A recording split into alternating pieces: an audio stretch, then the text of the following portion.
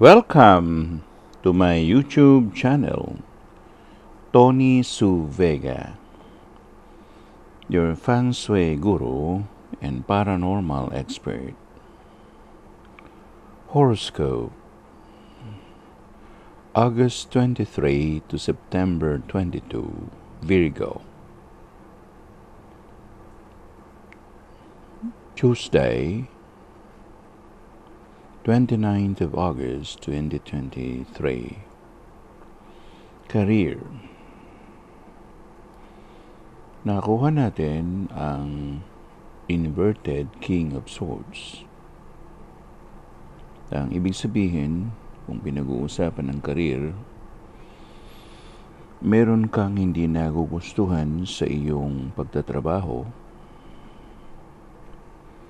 at maaaring ikaw ay nagbabalak ng umalis sa trabahong yan. Ngunit, hindi pa napapanahon na umalis ka sa trabahong yan. Nasabi na manatili ka sa trabaho mo. Manatili ka pa hanggang kaya mong pagtiisan mo ito. Love aspect. Nakuha natin ang inverted Four of Cups. Ang ibig sabihin nito, maaaring nakabili na kayo ng bahay at lupa o nakaupa na kayo at kayo ay nakapag-establish na ng inyong sariling pamilya sa isang lugar na nagugustuhan ninyo. At mananatili ang pagmamahalan ninyo sa isang bubong.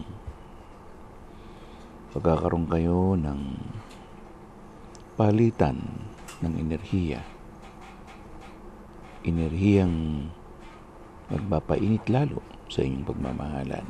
Money and opportunities. Nakuha naman natin dito ay ang inverted na Seven of Cups. Ang ibig sabihin, yung mga dumarating na mga tsansa sa buhay ninyo ay meron na kayong mga blessings o magkakaroon kayo ng blessings dahil dyan. At kung ganon, kung bibigyan natin ng isang pagtutuos o pagtutuon ng nalalaman natin sa buhay-buhay, may mga naantala na dapat mapasa inyo o mapasa iyo. At ngayon nga ito inyo matatanggap in a form of money or in a form of opportunities. Napakaraming pag-uusap tungkol dito sa 7 na kopas.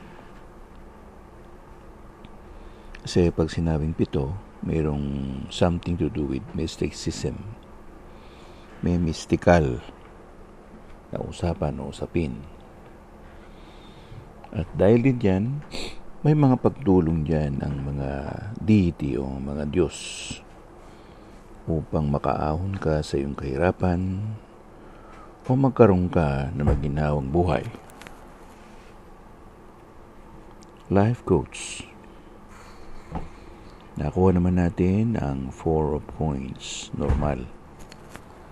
Ibig sabihin, sa loob ng isang linggo,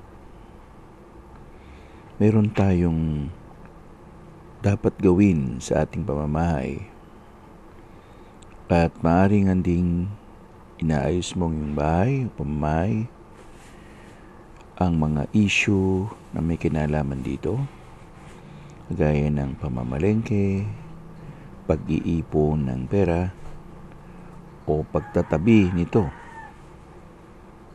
At may ding sabihin natin na ang panahon ay umaayon sa inyo o umaayon sa